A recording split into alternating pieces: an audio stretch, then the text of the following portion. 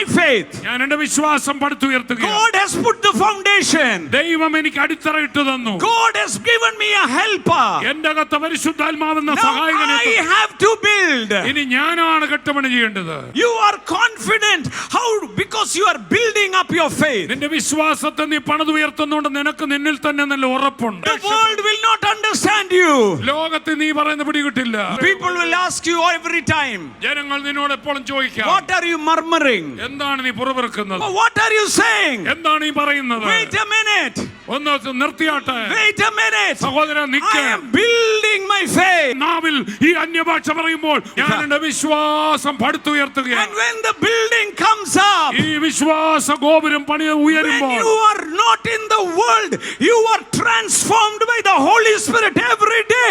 You are building you higher and higher, and people will say, wow.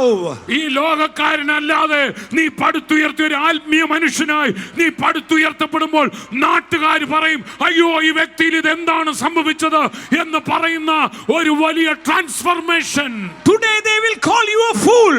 ഇന്ന് നിന്നെ വിഡ്ഢി എന്ന് വിളിക്കാം. Tomorrow they will say, what a faith. നാളെ അവർ വാ പൊളിച്ചുകൊണ്ട് പറയും, ഇതെന്തൊരു വിശ്വാസം. Hallelujah.